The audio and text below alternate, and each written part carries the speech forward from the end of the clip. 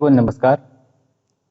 पिछले वीडियो में हमने प्रागैतिहासिक काल के परिचय देखा था। प्रागैतिहासिक काल का परिचय देखा। क्या होता है प्रागैतिहासिक? प्रागैतिहासिक का मतलब क्या होता है? प्रागैतिहासिक काल को पाषाण काल क्यों कहा जाता है? प्रागैतिहासिक काल का हमने एक समय भी देखा जो 30,000 से 3,000 के बीच में रहा। फिर हमने प्रागैतिहासिक काल को 3 भागों में बांट बांट के देखा। ठीक है, पूरे प्रागैतिहासिक को हमने जब 3 भागों में बांटा तो हमने देखा कि जो उसका समय था उसको भी हमने 3 भागों में बांटा। फिर उसको समझा कि आखिर पूर्व पाषाण काल में क्या क्या चीजें हुई थी, मध्य में क्या हुई थी और उत्तर पाषाण काल में या नव पाषाण काल में क्या क्या हुआ था। ये सब चीजें हमने देखा था। ठीक, तो एक डेवलप पता चलता है कि पूर्व पाषाण काल में कैसे उनके औजार होते थे, मध्य पाषाण काल में कैसा था और उत्तर पाषाण काल में उसमें क्या परिवर्तन आए। तो ये सब चीजें हमने एक शॉर्ट में समझा था। अब हम क्या करेंगे, अब हम विषय में चलेंगे और विषय को आसानी से अच्छे से समझेंगे। ठीक है, जो कि आपको एग्जाम में अगर आता है तो आप उसको लिखेंगे। तो चलिए हम थोड़ा सा इस पे बात करते हैं। प्रागैतिहासिक काल, अब हम इसके बारे में थोड़ा सा विस्तार में देखेंगे। तो जो प्रागैतिहासिक काल में, इसमें हम विशेष रूप से आदिमानव की चर्चा करेंगे और उस समय का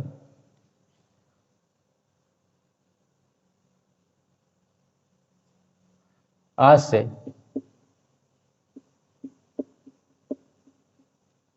हजारों वर्षों पूर्व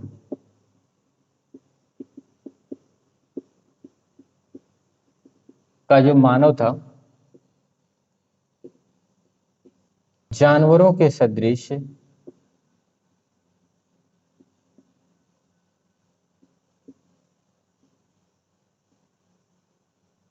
जीवन व्यतीत कर रहा था।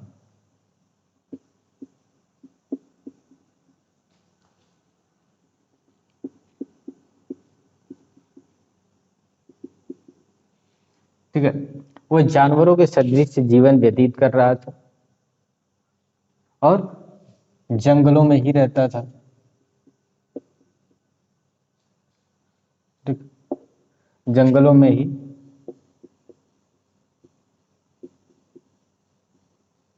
रहता था।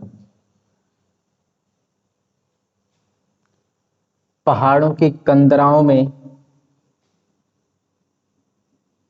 गुफाओं में भी रहता था।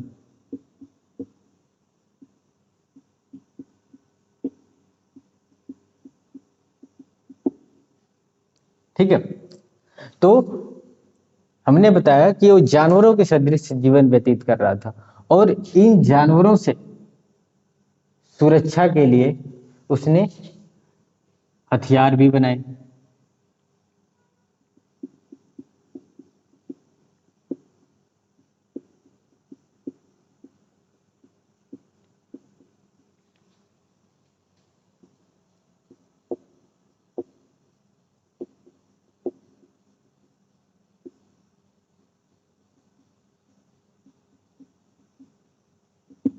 ठीक है, क्योंकि वो जानवरों के ही बीच में रहता था तो जानवरों से बचने के लिए उसने हथियार बनाए। और किस लिए हथियार बनाए? और शिकार हेतु भी अनेक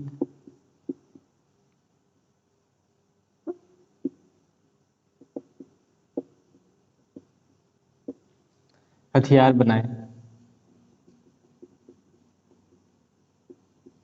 ठीक है, जानवरों से सुरक्षा भी उन्हीं हथियारों से हो जाता था और शिकार भी हो जाता था। ठीक है,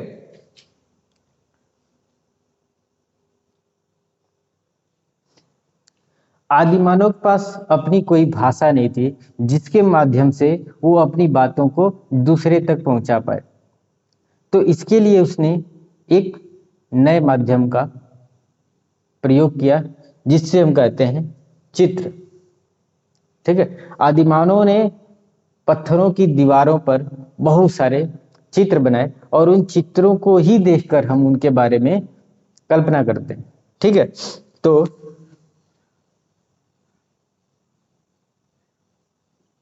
अपनी भावनाओं को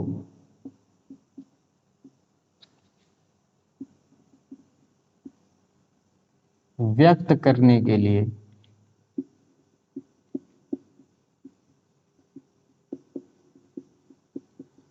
उसने पत्थरों की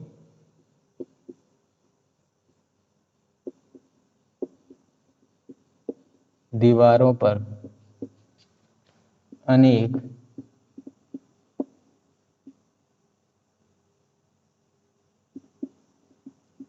चित्र, आगे हम चर्चा करेंगे कि वो चित्र किस चीज से बनाए थे, वो रंग कौन सा था, कहाँ से रंग लाते थे। ठीक है, वो रंग किस चीज से लगाते थे, हम सारा चीज चर्चा करेंगे। पहले हम थोड़ा सा इसका परिचय देख लेते हैं। ठीक है, अपनी भावनाओं को व्यक्त करने के लिए उसने पत्थरों की दीवार पर अनेक चित्र बनाए।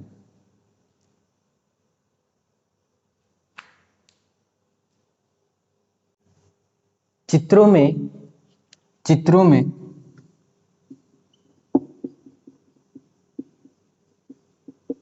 उसने अपने दैनिक क्रिया कलापों को दिखाया। उसके रोजमर्रा के जीवन में जो जो घटनाएं घट रही थी, जो चीजें वो देखता था, जो महसूस करता था, वो सारी चीजें क्या की उसने दीवारों पर चित्र के माध्यम में प्रस्तुत कर दिया। और वो चित्र आज भी हमारे सामने दिखते हैं। बहुत सारे चित्र नष्ट हो गए हैं और उसमें से बहुत सारे चित्र जो कि प्रकृति के मार से बचे रहे, वो आज भी हम दिखाई देते हैं। तो वो सारे चित्र किसने बनाए? आदि मानवों ने बनाए।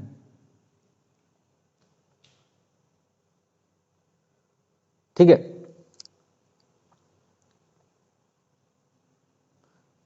ये चित्र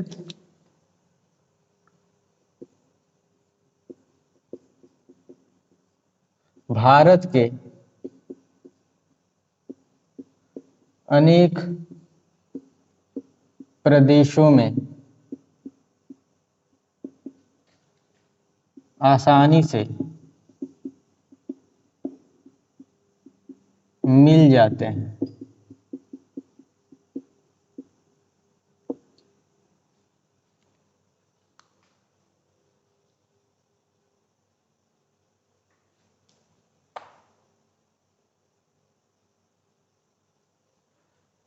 जैसे उत्तर प्रदेश,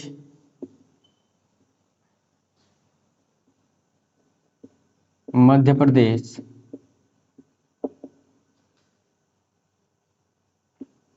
बिहार,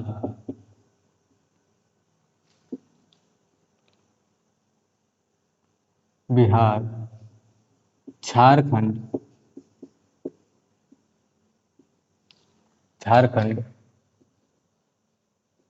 उत्तराखंड,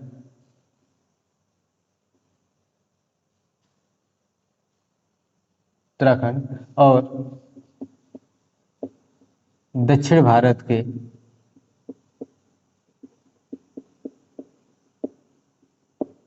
राज्यों में।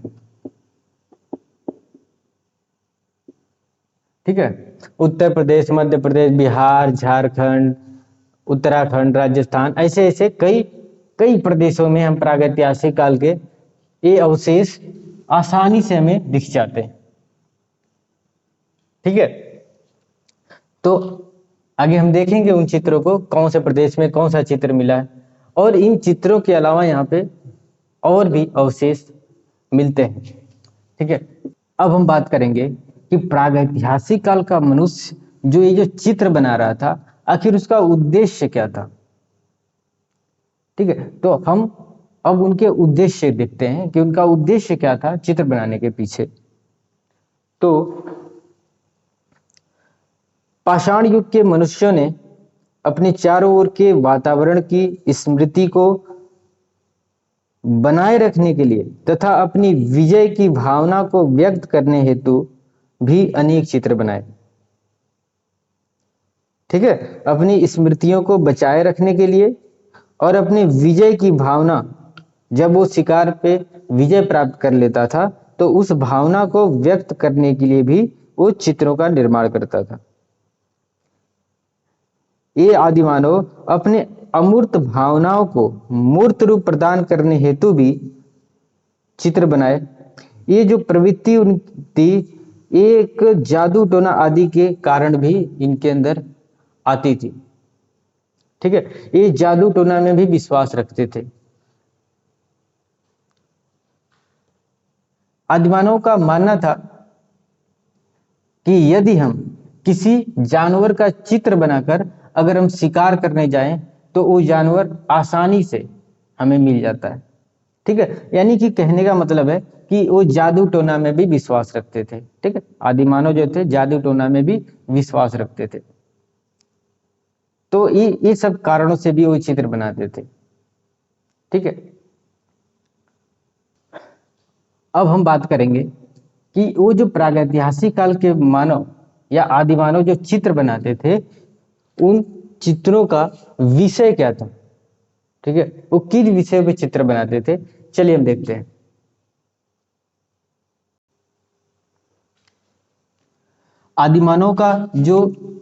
आदिमानव के आसपास ज्यादातर जंगली जीव थे, जानवर थे। ठीक है, तो उन कुछ जानवरों से वो डरता था, तो उनके जो जिन जानवरों से वो डरता था उनकी पशुओं की दौड़ भाग, ठीक है, उछल कूद तथा उनकी वेदना, मतलब ये लोग जब उसकी शिकार कर देते थे तो उनकी एक्टिविटी भी, उनकी वेदना, उनकी करुणा भी का भी चित्रण करते थे तथा अपने दैनिक जीवन के कार्यकलापों के भी का भी ये अंकन करते थे।